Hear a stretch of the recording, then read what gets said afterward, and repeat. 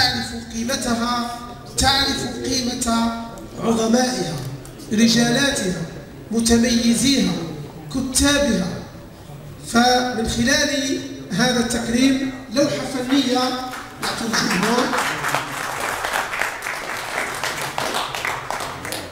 لوحة فنية بأنامل الفنان ياسين مغناجي، وهذه اللبسة الشعبية البرنس. تمنينا أنه الشيخ زردوم راهو معنا حتى نتشرف بإلباسه هذا البرنس. فتحية للشيخ زردوم، أطال الله في عمره وأمده الصحة والعافية. نعم، لحظاتهم التي تستحق أكثر من وقفة. في هذه الطبعة 12 من ملتقى بسكرة عبر التاريخ المنظم من طرف الجمعية الخلدونية للأبحاث والدراسات التاريخية، تم تكريم الأستاذ عبد الحميد زردوم، لأن الأستاذ زردوم من الأقلام التي تركت بصمتها في مجال التأليف، حيث قام بتأليف أكثر من 12 كتابا حول تاريخ بسكرة منذ تأسيسها إلى يومنا هذا، مشيرا إلى أعلامها ورموزها في الكشفية والرياضية والفنية.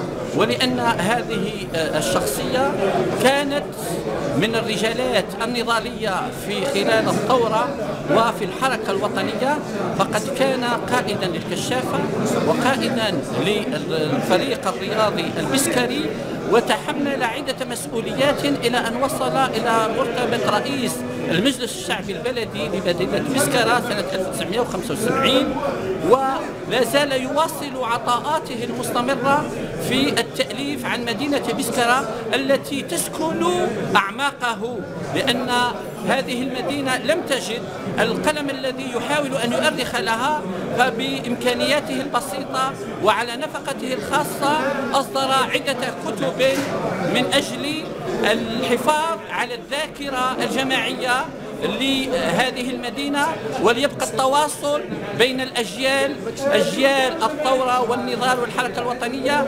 والطلبة والشباب. فله منا كل الشكر، وكما نشكر الجمعية الخلدونية على هذه الالتفاتة الطيبة لتكريم هذا الوجه البارز في النضال والسياسة والثقافة. وشكرا. الله يحفظك. تفضل شيخ. يعني بمناسبة هذا التكريم يعني نشكر جمعية الخلدونية على رئاسة الأستاذ زميلي عبد المالك عتيق، وكذلك الأستاذ فوزي المصمودي.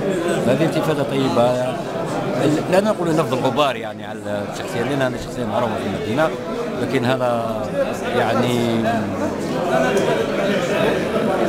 عرفان لما قدمته هذه الشخصية الوطنية، نجم نقول وطنية، مش شخصية من المدينة الوطنية، لأنه شارك في الثورة، كان قيادي في الثورة، كان قيادي في الجبهة، وكان يعني تقلد مناصب يعني مناصب عليا بعد الاستقلال.